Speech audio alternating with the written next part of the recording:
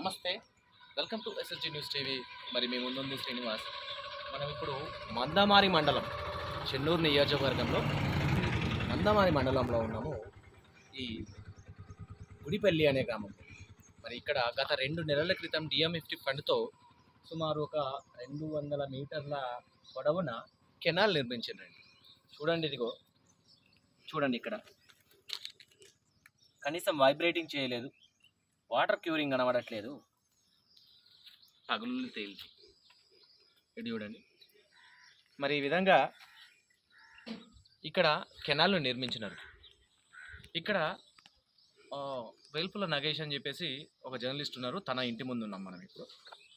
ఇక్కడ ఏం జరుగుతూ ఉంది అని అంటే, వాళ్ళ పాప బయటికి వచ్చిందంట, ఆ కాలువలో కింద పడింది. మరి దానికి ఫ్లోరింగ్ చేయలేదు. ఇందాక నేను కూడా నడుస్తూ కింద పడ్డ పరిస్థితి. మరి వీటికి బిల్లింగ్ ఎలా చేశారంటే, బిల్ ఎలా చేశారు? డిఎంఎఫ్టి ఫండ్ కదా ఇది, మరి బిల్ ఏ విధంగా చేశారు? ఇది పూర్తిగా అసలు చెక్ చేశారా? ఏఈ గారు మరి దీన్ని పట్టించుకోరా అని చెప్పేసి వారు అడుగుతున్న సందర్భం కనబడుతూ ఉన్నది. మరి ఏం చెప్తారు మీరు అసలు ఏం చెప్తారు? మరి ఈ ఒక్క ప్రాంతంలోనే ఇలాగుంటే మిగతా ప్రాంతాలు అన్నీ ఎలాగున్నాయి?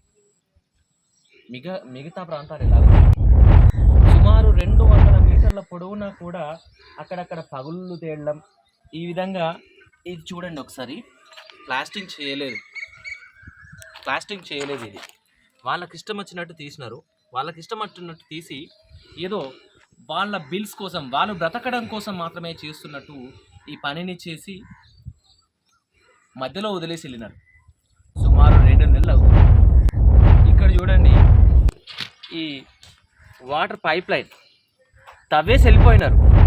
మరి వాళ్ళకి నీళ్ళు ఎట్లా వస్తాయి? ఇక్కడ ఈ ఇంటి వాళ్ళకి నీళ్ళు ఎట్లా వస్తాయి? మరి క్యూరింగ్ చేయట్లేదు అని చెప్పేసి అర్థమైపోతా ఉంది దీన్ని చూస్తే. మరి ఈ బాధ్యత ఎవరు వహిస్తారు?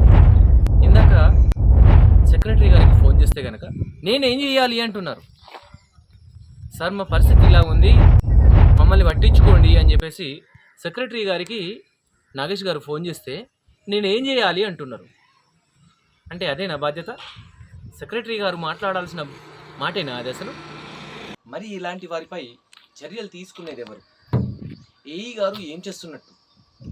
అసలు కాంట్రాక్టర్లకి బిల్ ఎట్లా వస్తుంది? బిల్ ఎట్లా అయిపోతుంది? అసలు ఇవన్నీ పూర్తి అవ్వకముందే బిల్ ఎలా చేస్తారు? 2 నెలల సమయం గడిచిపోయింది ఇప్పటికీ.